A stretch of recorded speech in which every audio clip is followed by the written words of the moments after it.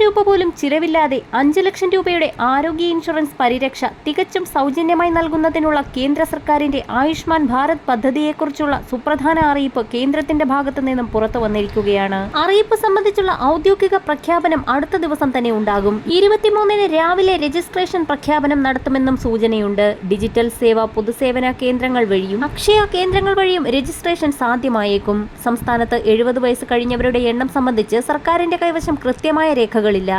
കേന്ദ്രത്തിൽ നിന്നും വിഹിതം നേടിയെടുക്കാൻ കൃത്യമായ കണക്ക് വേണ്ടതിനാലാണ് രജിസ്ട്രേഷനിലൂടെ വിവരം ശേഖരിക്കുന്നത്. ആയുഷ്മാൻ ഭാരതിനെ സംസ്ഥാന സർക്കാരിന്റെ കാരുണ്യ ആരോഗ്യ ഇൻഷുറൻസ് പദ്ധതി അഥവാ കാസ്പിൽ ലയിപ്പിച്ചാണ് നടപ്പാക്കുന്നത്. സംസ്ഥാനം 1000 കോടി രൂപ ചെലവഴിക്കുമ്പോൾ 151 കോടി രൂപയാണ് കേന്ദ്രം അനുവദിക്കുക. 70 വയസ്സിൽ കൂടുതലുള്ള എല്ലാ മുതിർന്ന പൗരർക്കും സാമൂഹിക സാമ്പത്തിക നില പരിഗണിക്കാതെ ആനുകൂല്യങ്ങൾ ലഭ്യമാകും.